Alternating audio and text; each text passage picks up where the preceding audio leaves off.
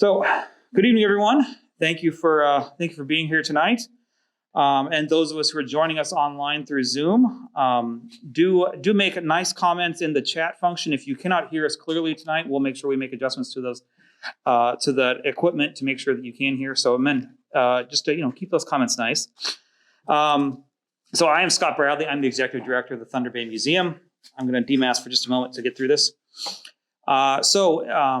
I would like to begin tonight by acknowledging the original custodians of this land, pay my respects to the elders past, present, and future, for they hold the memories, the traditions, the culture, and the hopes of Indigenous peoples. We also recognize that we're meeting on the traditional land of Fort William First Nation, signatory to the Robinson Superior Treaty of 1850, and to acknowledge the role of the Métis settlement in the development of our community. A bit of housekeeping tonight. If you haven't been to the museum before, there's a restroom just outside of this room, just down the hallway towards the elevator on the right-hand side. There are refreshments here tonight, and please don't be shy about partaking in those. Otherwise, we will have to let the staff eat that later, so that would be bad. After tonight's presentation, there will be a time for questions and answers, and if you are joining us online, please do know that you can use the chat function or the question and answer function to submit those questions, and we'll also read those aloud to be addressed. So tonight's lecture is presented in partnership with Fort William First Nation. And I have to say my sincere thanks to Liz Aswega for collaborating on the planning of this event. The world often has interesting timing of events. Today, the Canadian Museum Association released their response to the Truth and Reconciliations Commission Call to Action number 67, a report and guidelines titled Moved to Action, Activating United Nations Declaration on the Rights of Indigenous Peoples, otherwise known as UNDRIP, in Canadian museums. This document will help museums across Canada, like the one you're sitting in now, bringing forward the truth and support self-determination for Indigenous peoples. So it is most fitting that very soon we'll be learning about the knowledge that Elder Paul Ritchie carries.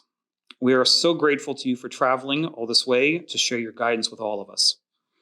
Elder Paul Ritchie is originally from Chippewas of Nawash, Unceded First Nation in Southern Ontario, but now lives in the north and has been happily married to a northern woman for the last 44 years.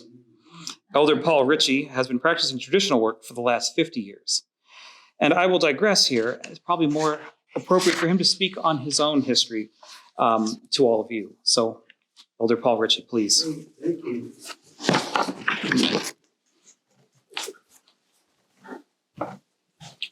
Just need a moment.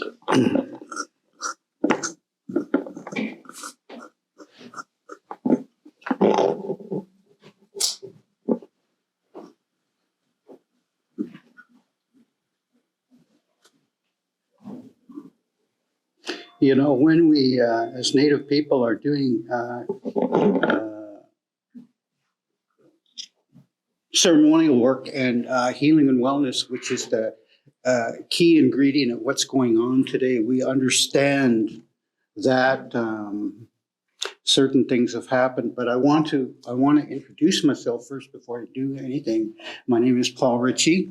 My Indian name is Kiwaden Kapamasiwian, translated from Cree. That means thunder that moves in the sky. I am a member of the Martin clan.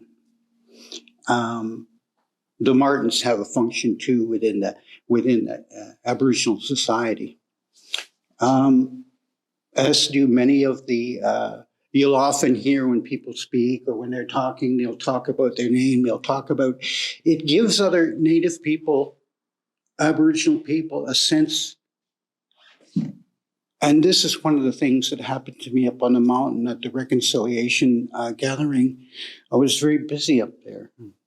And what it was Aboriginal people who, by virtue of the fact that they had attended residential schools and who were oppressed, it doesn't necessarily mean a person went to residential school.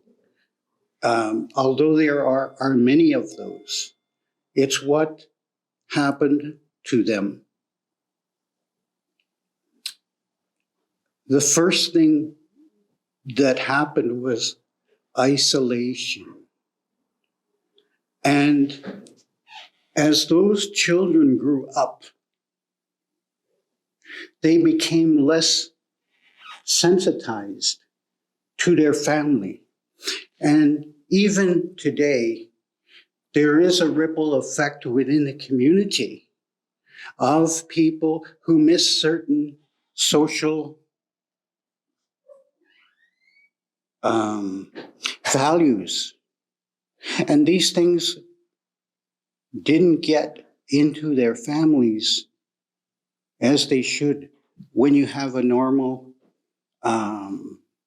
family situation where you have food, you have a good home, you have a vehicle, and you're accepted in the community that you belong to. But there are pieces missing. And a lot of those pieces have to do with,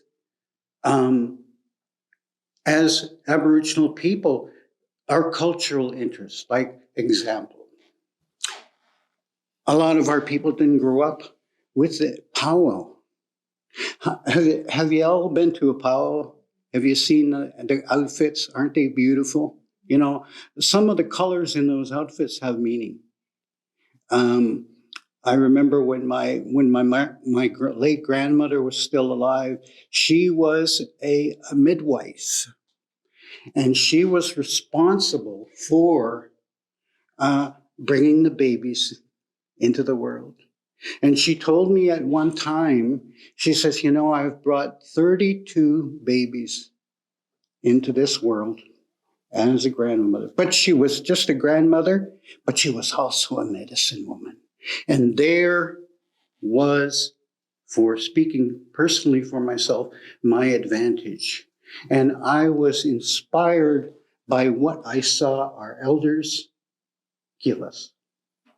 There was not one community, whether it was here in Ontario, northern Manitoba, northern Saskatchewan, Alberta, BC, and I've been all to those provinces. I've been to those Native communities there. And they all have a different lineage. Some have powwows and big traditional celebrations, and some don't. Of course, the church played a big part in this too, of silencing the parts of our culture that we wanted to keep going. Now, the young people that come from these homes, we're here at this time. And you can see by the activity on the street what has happened to a lot of us. There was no real family life. The children were abused. Well, any psychologist or psychiatrist will tell you those things within themselves have lasting memories, and they also are responsible for behavior. And now,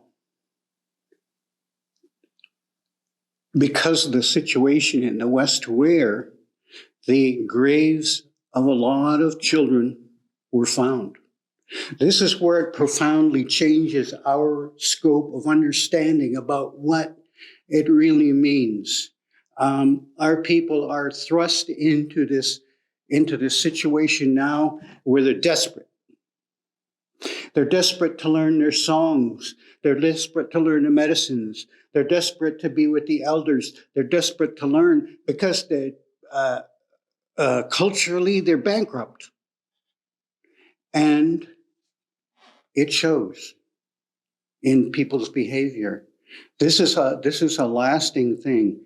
But I want to point out that there are a lot of people now who understand the complexities, particularly people that are working in the field of healing and wellness or medical services in Native communities.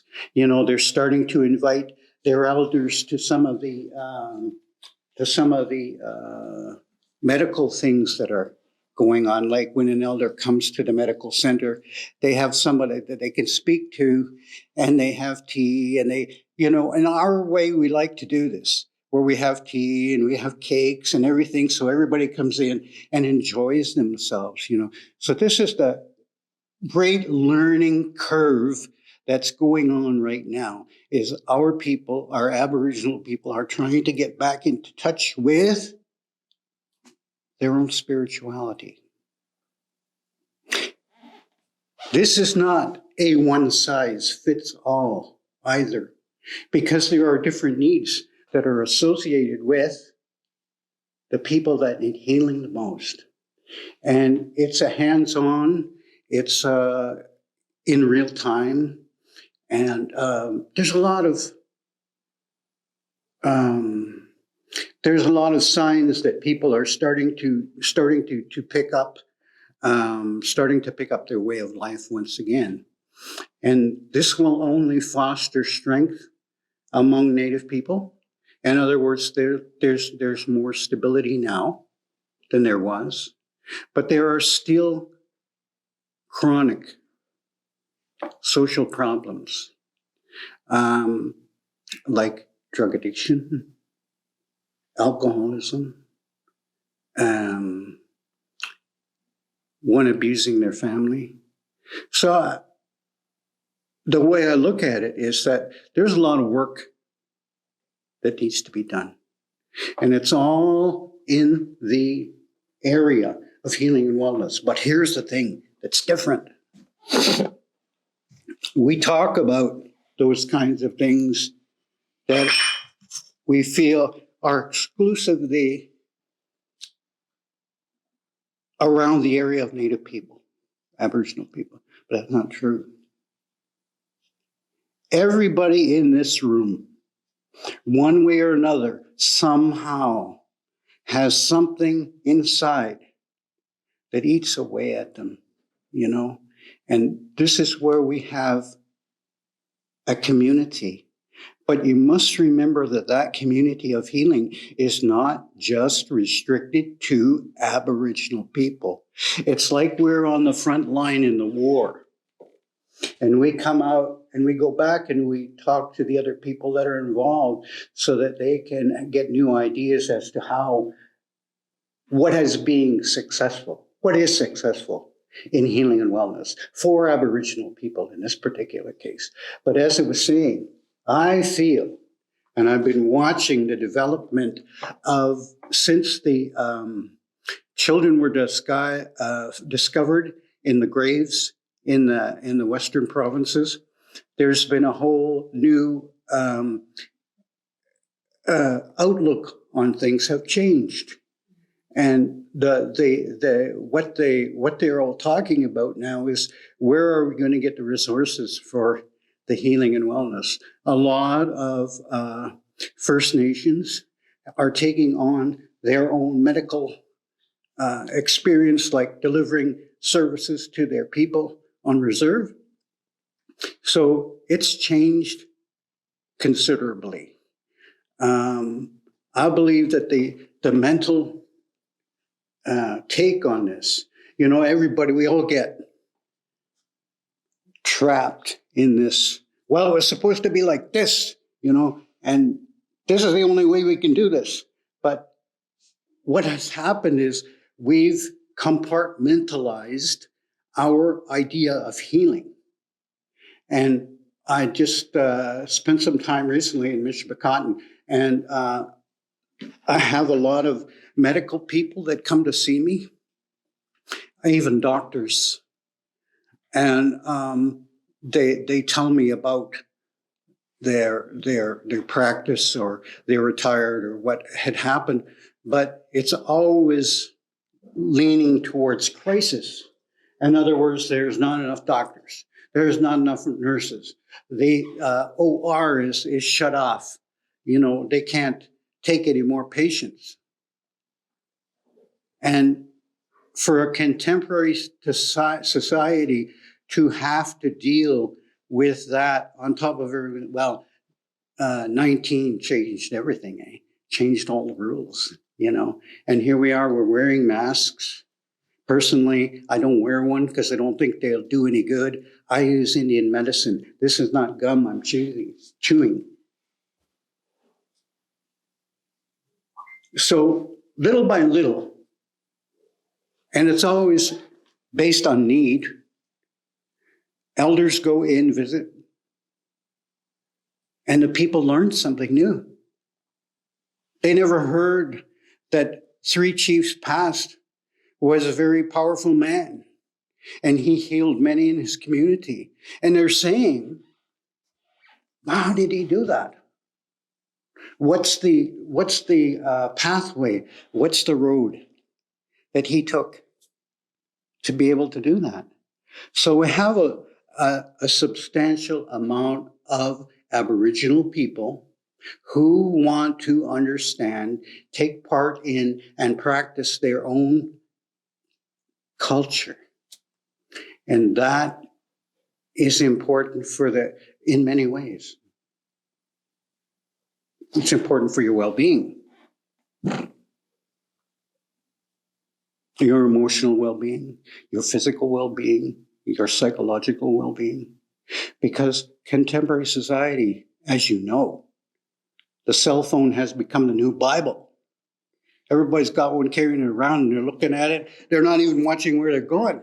Step on a traffic, hit my car. But you know what I mean.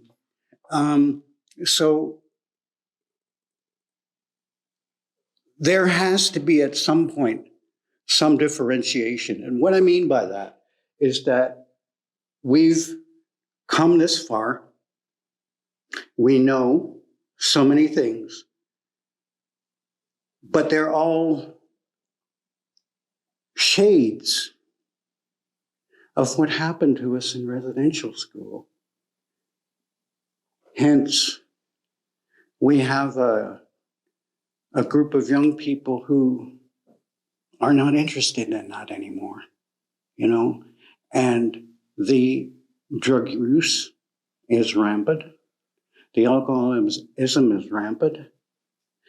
And we're trying to invent ways to say, hey, you know what? It's okay. You'll be all right. Come and hang with us, Spend time with us. And gradually, they start thinking about a powwow.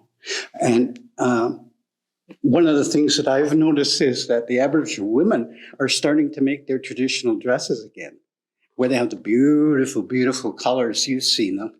And they use them in ceremonies. They use them at the powwow, and they go here and there when they are involved in a program. But a program that is working exclusively with Aboriginal people. And more, we start talking about healing and wellness. And I wanted to mention too, I said this earlier, where healing and wellness is not a situation that's restricted totally for Aboriginal people. Everybody wants to find out from the society at large, well, what are the new innovations in medical services? What are people doing that are different? Well, look at what the Native people are doing. They started this relationship again that they have with the creation, the animals, the birds, to be in tune. What's so wrong about that? What's wrong with being happy? You walk around like this, oh man. I think folks need to hold their heads up. It's not, this is not a mortuary. There are children being born today, Aboriginal children, who have an opportunity to do things that their parents and and I have two, a boy and a girl, that they never did before. And so little by little, even in chance meetings, where are you going? Oh, I'm going over. There's a traditional thing happening over there at the res, so I'm going to go over there and check it out. But that very act is the genesis. It starts as something in here, in their heart, in their spirit, that says, no, I'm a part of this society, but only partly. Because I have these other interests that it happens, there's nothing wrong with them. Our people had a very dedicated lifestyle when it came to taking care of their community members. Even the babies, even the children, there was a way of life there that was very fostering. It was filled with love. The children were fed, and all the things that we take for granted today were missing. So people that go through stuff like that, they're bound to carry scars. And it is those scars, as an Aboriginal person, that I understand a lot about what they're talking about when it comes to the area of healing and wellness. I want to share something with you. This is the final irony. Do you know what today is? I will never forget what today is. Today is the anniversary date of my daughter's death on the 27th of September, 1 year ago. My residential school difficulties, and my wife was in St. Joe's here in town when it was operated by the Sisters of Mercy, I think. But somewhere along the line, and we took her to many places, to many clinics, to get her help. But it's like that old saying, you know, you can lead a horse to water, but you can't make him drink. And so down she went. 1 year ago today, her heart just stopped. So when I try to polarize an idea or a concept that I get for the idea of how are we going to implement this in the communities, and as I mentioned, it's not a one size fits all. There are many, many diverse reasons for the way things have worked out. And people will tell you, as you go through the Aboriginal communities, that their setup was a little bit different. You know, like some communities were spared in order to save his family, is what he felt. My wife's dad, because they were coming to the reserve and they were taking children. And he decided to move off the reserve, hence why the Abigan people live in White River now and their descendants, because he left the community. He didn't want his children taken. And when the RCMP came to see him about his kids, he said, well, I pay taxes now. You can't be fooling around me. I'm a taxpayer. I live in town. And they turned around and they left. But the idea is that there were many, many children who were taken against their families' wishes. Now, I want you to understand a little bit about what that is. If somebody came along and took your baby, we're gonna send them over here to the school. Don't worry about it. Everything will be okay. Some of those kids weren't even capable of riding home. 3, 4, 2 years old. I mean, here they were. And I've met many, many elders recently who were raised partially in the residential school system. And that residential school is the main reason why we're where we're at today. In a way, Aboriginal people have to do two things at the same time. They have to function in society, but the big interest that they have is how they're going to function spiritually, how they're going to contribute to the community, trying to get back to sobriety. So there's different factors in this, different chemistries, and working with Aboriginal people who have been for some time. I'm always so amazed at the generosity. Even though there's a lot of pain, there's a lot of hardship. You know, I never went to a community where the elders said, well, you know, we don't have a place for you here tonight. You're going to have to go stay in a hotel. I never heard that kind of thing.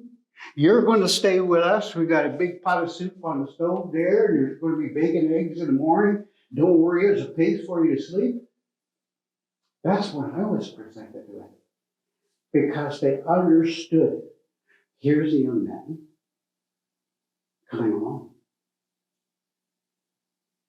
He doesn't drink, doesn't take drugs. Gradually, the knowledge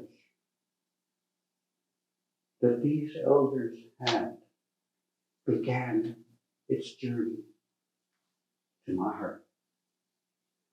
And I've been working exclusively for many, many years with our people. And I know so many Aboriginal people from this part of the area because my wife and I had a house here in Thunderbird for 10 years. We just sold last year to move to White River because of Corn's association with the Gulf families there. I'm the odd man out. I don't care. I manage. I get my share of porridge. So the thing is, what's the big meaning? Where is it going? What's happening?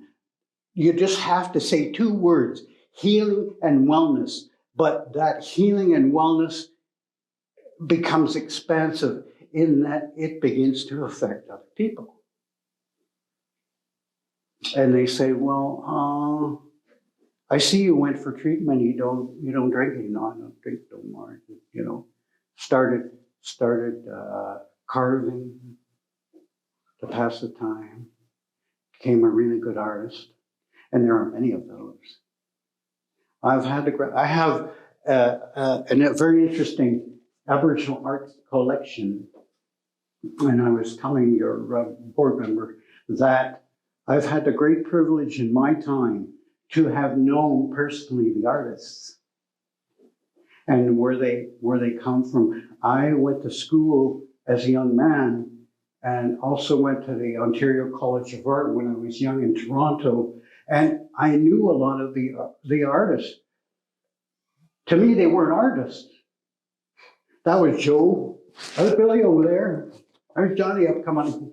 He got another painting. He wants to show it to you, you know. So that's how I saw it. I saw it sort of from the inside out, you know. And so that's where we want to be as a society. We want to be healthy. We want to be happy. We want to have a good lifestyle and something in which we can be proud of. So I've had challenges in my life, you know. When I was first diagnosed with depression, I started a therapy to try to take care of myself.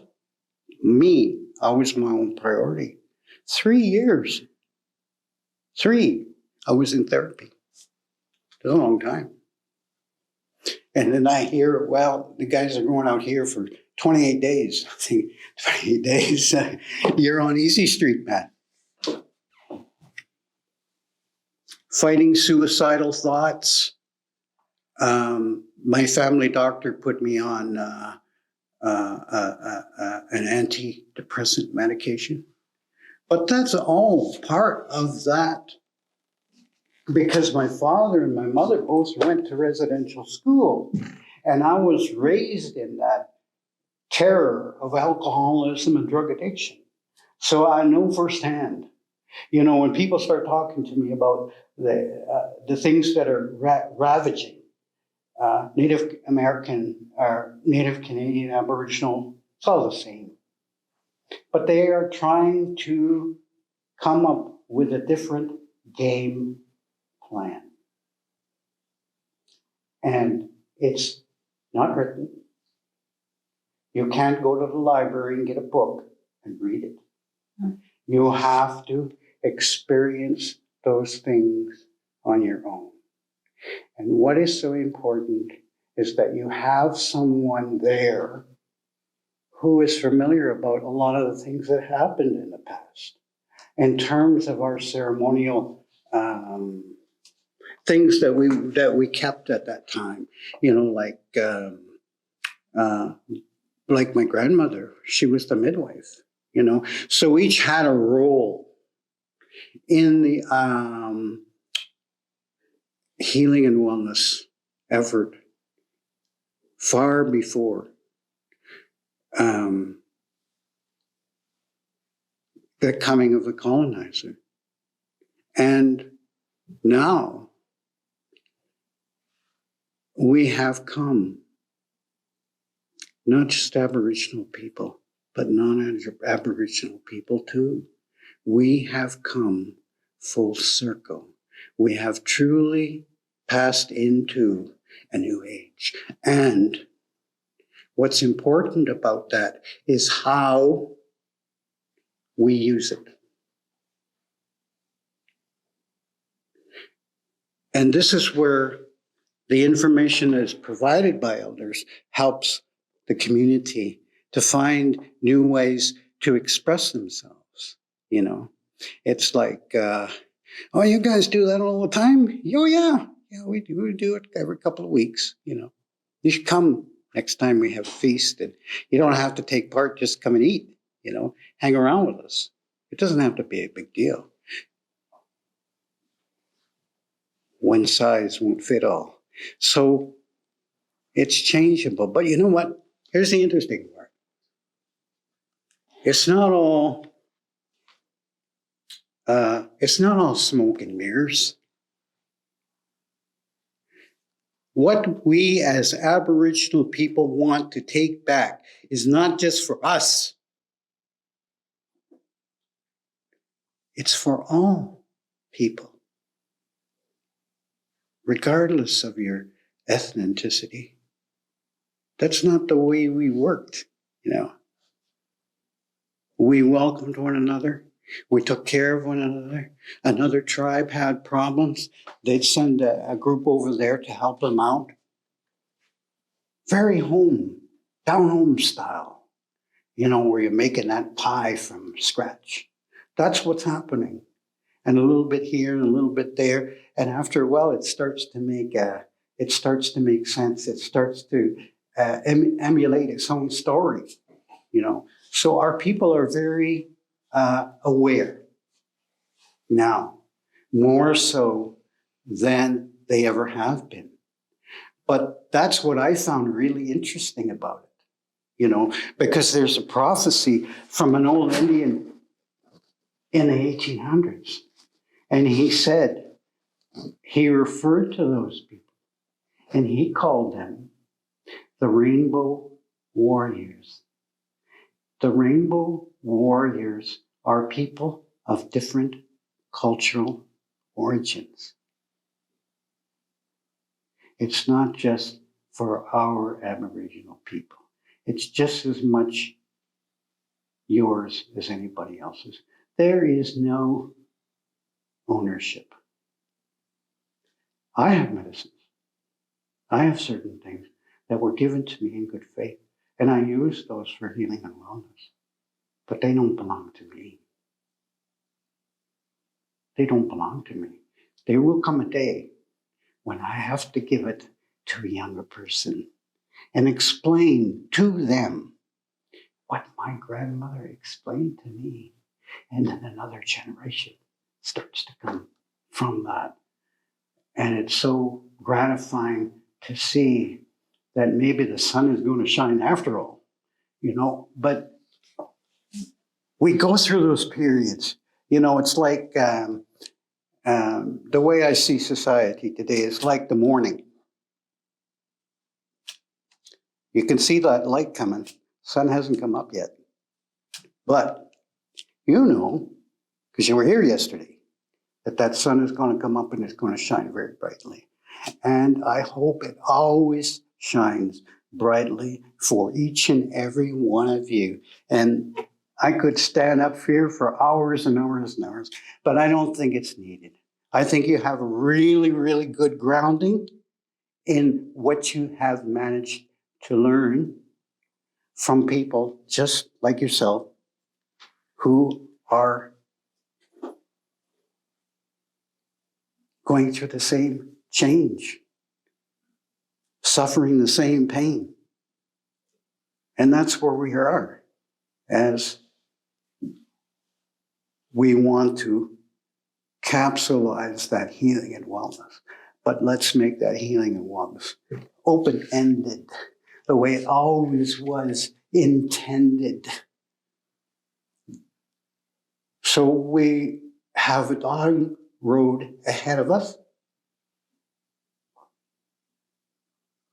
And we look at it with gratitude and a certain amount of excitement, because we're finally going to make it to the place where we'll all be the same. We'll all be, when we have a meeting, for example, here's another one. We have that meeting in a circle. And the traditional meetings are such, we don't take any paper or pencil into those meetings. We have to use these things on the side of our head. It's good. So things are at the twilight. That's where we are right now. So with that, I'd like to close, but I also want to give you that optimism. It's not the end of the world. It's not gonna stop. And please, please, please, please, please, anytime you hear about a powwow or something, please come out. Dance, don't be shy. It's for everybody. This is a community. Thank you so much.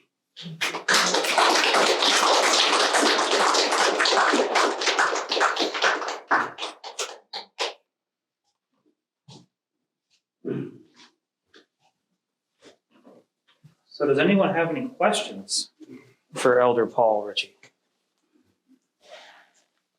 Anybody? And reminder to all of our viewers on Zoom, now's an opportunity to type those questions into the question and answer function, and we'll read those aloud as well. So anybody have questions that they want to ask or things they want to explore further with him?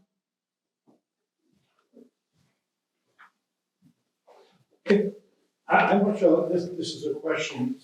It's a comment. I found that so extraordinarily moving. And the message that ultimately we are all one is profound. The thing that you have to grind into the wood is it is a community. Well, when you have a community, there's certain things that happen in that community. social things where people get together. Do you not feel, however, that the goal is so difficult to achieve because modern society is so atomized, individual, this sense that individuals must strive. You know, what was so interesting, one of the things that I found, which was when the COVID-19 came, it changed a lot of people's perception of how they might acquire a good life. Like, what are the things that are more important than that paper dollar? You can't eat paper dollars. So it is more like a moral change. People are beginning to look, well, what happened to us in the first place? You know, we were so busy building the country and doing all this and doing that. We didn't take care of the needs of the people in a realistic and spiritual sort of way. And that's where Aboriginal people, that's where the road forks. Because one just continues the way it's going, and the other one can be challenging and difficult, and there's a bit of fear involved in change. That's the way it is. But we have to keep going, you know, and that momentum, that is that community, you know, where we all sit in a circle. We all hear what is going on. There's no funny business going on in the back room, because we're all sitting there, and what one hears, the rest are going to hear. There's no place to hide, you see. So why bother hosting those kinds of feelings where, you know, you're just there to be disruptive? You want to come to the table with some kind of, you know, I've learned this. I got to tell you guys about this. This is really special, you know, and that's what you're going for, you know. I learned something. I know where I can fit in now. This is my key. I'm just a driver, you know, and I drive people around. But there's another side of that too, you know. I have the responsibility to carry those medicines. They have to be carried in a particular style. They have to be spiritually blessed every once in a while. I personally have to go to ceremonies to keep myself strong. It's not just a one-way street. There's a way of life involved in that, you know. And this is what we want to share with the society, is that we're all going that way. You know, it's like you can't stop old age, you know. So you may as well get on with the work that needs to be done. That's all I'm saying, you know. But we're all in that work together. There are no loose ends, you know, because everybody knows what everybody's been talking about. You know, they're sitting in that circle, heard everybody out, and each one was respected and given their turn. Maybe we should have started tonight in a circle. Yeah, well, there's a possibility there too, but we're going on a cruise. We've never been there before, but we trust that we're going in the right direction, and you find that basis of understanding coming through your heart, and you say, well, these folks over here, they're definitely not doing it right, and they're dying left and right. You're not going to be able to sell that one to me. I'm sorry. This is the way it should have been done. This is the way we want to do it. And that's exactly what Aboriginal people are saying. It's relearning something that was always there, you know. It's like you go out in the bush and pick blueberries. You've never seen them before. You've never been over on that hill before. But if you climb that hill, you know you're going to find a big patch. And there you go. There's your blueberry pie. But all those components, you knew where to find them. Well, if the bear eats a lot of those before he goes into hibernation, must be pretty cool, you know? They'll pick and pick and pick at those blueberries and anything else they can get a hold of. But they're going into hibernation now too. That's what's happening. So yeah, community plus, you know, with a very, very, very strong emphasis on really, truly caring for people and listening to what they have to say. Listening skills have to be way up there in the list of things you want to do. You know, when you're talking to people, you listen just as much to them, you know. And well, yeah, my grandmother said, if you're listening properly, she said, some people claim they don't believe in spirits. You know, they don't believe in it. What's out there someplace, you know, after we leave here. But there's a lot of people that say, when you listen, you can hear them talking. Somebody will say something in that room during that period of time that hits you like a brick. And you say, oh, geez, you know, my brother used to say the same thing. Used to drive me crazy. But it was right. He was right, you know. I should have been more patient. Or I should have listened to my mother and father. Or I should have taken more interest in my culture. And now look where I am. So it's up to the individual, no one size fits all, to help them to get back up. They've fallen down. And that's our job, is to pick them back up. Say, come on, let's go. I know we're going to get some bannock, so don't panic.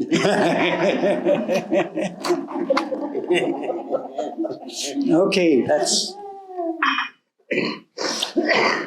Last opportunity for questions. Anybody else online? Last opportunity for questions? Nope.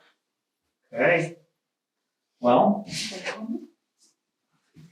and yeah. So thank you everyone for coming tonight. It's been a true pleasure to hear you speak, Elder Paul Ritchie. I do want to remind everyone that if you are not a member of the society, your purchase of a membership could go to support events like going on tonight, and of course many other benefits with access to the museum and involvement in many of our various and great programs. I would like to thank the Thunder Bay Historical Museum Society's Programs and Plaques Committee, Dr. Steve Jobbett, Nick Duplessis, and Greg Johnson for helping plan this evening, as well as the Lakehead University Department of History for their sponsorship of the museum's lecture series, as well as the Ontario Trillium Foundation for their ongoing support. I'd also like to thank all of our museum staff and volunteers who are the ones that are actually doing all the work to make these sort of events possible. So thank you to Michael DeYoung, who's working technology tonight, Danielle Pichot, our new education and outreach coordinator, who is learning about running all these events, Sarah Silvestri, who many of you met at the front desk this evening, helping check in, and Sydney Balluz, who's taking care of all of our refreshments and doing some other support tonight. So this event wouldn't happen without them. So I really appreciate all their efforts. And do take a look at our upcoming events calendar. We have on Saturday, October 8th, a presentation by Dr. Daniel R. Laxer titled Listening to the Fur Trade, a New History of Its Music, Dances, and Ceremonies. And on 14 and 15 October, we'll be offering behind-the-scenes tours as part of our Culture Days in Ontario. And sign up through our website for those, or calling our receptionist will get you into those events. We also hope to see all of you next month on the 25th of October, when our lecturer will be a Lady of Smoke, a Indigenous architect who's speaking about her life, career, and projects. So thank you again for being here, and have a great rest of your night.